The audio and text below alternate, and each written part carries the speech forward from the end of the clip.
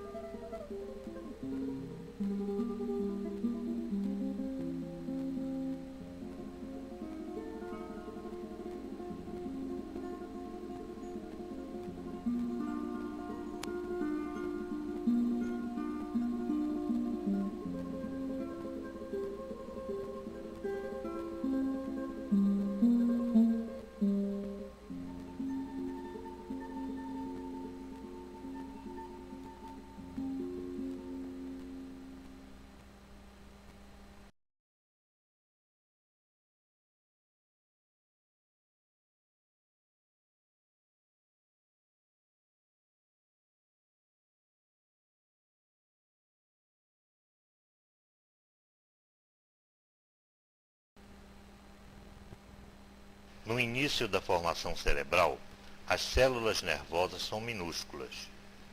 A distância entre elas é enorme. A célula só é um neurônio depois de alcançar o seu destino, ou seja, encontrar um outro neurônio. com o qual se comunica. As primeiras experiências da vida são tão importantes que podem mudar por completo a maneira como as pessoas se desenvolvem. A conclusão: o cérebro precisa de ginástica. Sem isso, por mais rica que seja a herança genética recebida, nada feito. Da mesma forma que um chip de computador, por mais potente que seja, é só uma pastilha de silício, sem os programas que o fazem funcionar, o cérebro é quase apenas uma massa cinzenta, sem as experiências que o fazem aprender. O quase é proposital. O máximo que os determinantes genéticos fazem com o cérebro é dotá-lo da capacidade de sustentar a vida. Ninguém precisa aprender a manter a própria temperatura corporal ou pressão arterial. Também não se precisa ensinar um recém-nascido a respirar, fazer bater o coração, recuar ante um beliscão ou sugar o leite materno. Essas capacidades, que os neurologistas chamam de reflexas, são inatas. Os testes clínicos mostram que os bebês que passaram a maior parte de seu primeiro ano de vida dentro de um berço, sem maiores contatos físicos, têm um desenvolvimento anormal. Alguns com 1 ano e 9 meses ainda não conseguem se sentar. Comparando essas crianças com outras, criadas nos colos das mães e avós, elas começam a andar já aos 11 meses. Nos bebês, o cérebro é um órgão de grande plasticidade. Seus 2 hemisférios, o esquerdo e o direito, ainda não se especializaram. Isso só acontecerá entre os 5 e os 10 anos de idade. Mais ainda, dentro de cada hemisfério, no nível do córtex cerebral, não se plugaram as terminações nervosas responsáveis por dons elementares como a fala, a visão, o tato, ou tão refinadas quanto o raciocínio matemático, o pensamento lógico ou musical. A prova: se todas as funções cerebrais estivessem predeterminadas pelo nascimento, as crianças vítimas de uma lesão no lado esquerdo do cérebro, o responsável pela linguagem, jamais deveriam recuperar o dom da fala. Não é isso o que se observa. Os adultos não, sofrem sequelas graves. O motivo disso é que nas crianças, como as conexões nervosas ainda estão em formação, a desativação de uma parte do cérebro, por uma lesão, por exemplo, pode ser compensada por ligações neurais em outros pontos da massa encefálica. Já nos adultos, vítimas de um derrame cerebral em que a modelagem está completa, a lesão tem poucas chances de ser compensada. O impressionante nessas pesquisas é mostrar que o dom de automodelagem tem curta existência. Vai do nascimento até poucos anos de vida, dependendo da função cerebral de que se trate. No caso da fala, sabe-se que essa capacidade se encerra por volta dos 10 anos de vida. Já a partir dos 12 anos, a recuperação é como a dos outros adultos, ou seja, longa e difícil. Uma outra pesquisa focalizando a função visual mostrou que a modelagem cerebral desse sentido se encerra ainda mais cedo, aos 2 anos de idade. Na década de 70, cientistas, estudando crianças vítimas de catarata desde o nascimento, perceberam um dado que os deixou estarrecidos. Mesmo após a cirurgia de remoção da membrana, aos 2 anos de idade, os bebês ficavam cegos, e assim permaneciam para o resto da vida. Hubble e Wiesel foram além. Costuraram o olho de um gato recém-nascido e descobriram que uma semana de cegueira alterava a percepção visual do animal para sempre. Ambos os casos refletem uma situação oposta à que se verifica entre adultos acometidos de catarata, depois de relativamente idosos. Após a remoção da membrana, todos recuperaram a visão muito bem. Conclusão: há um período muito curto, menos de 2 anos, para se ligarem todos os circuitos entre a retina e a área do cérebro responsável pela visão. Perdida a oportunidade ou prejudicada a ligação neural durante um certo período, é para sempre. A partir dessas constatações, os neurobiologistas começaram a estudar o que chamaram de janelas de oportunidades.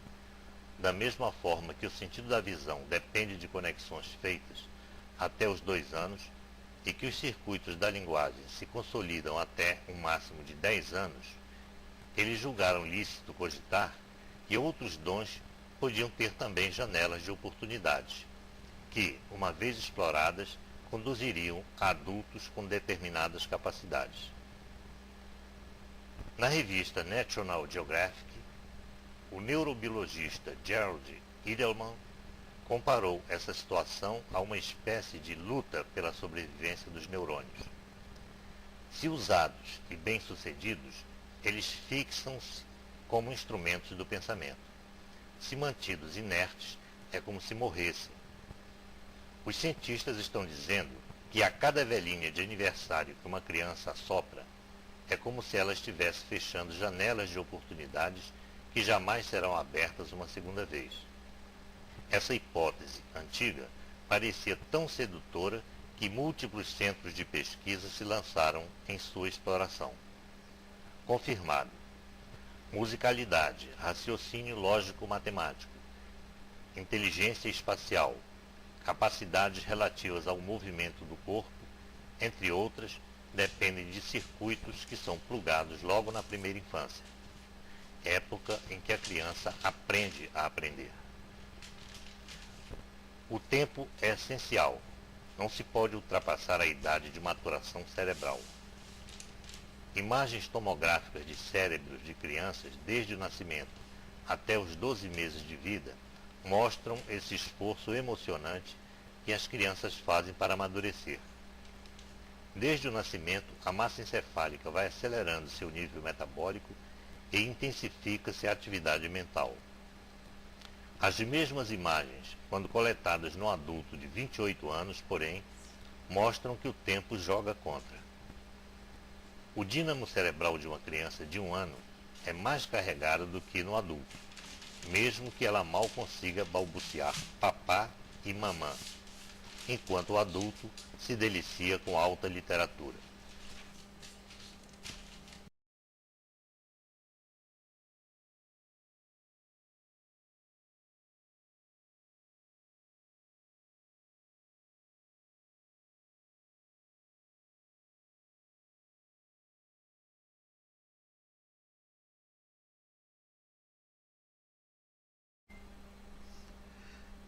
Nesse vídeo, falamos um pouco sobre o cérebro e no vídeo seguinte falaremos de algumas funções do cérebro.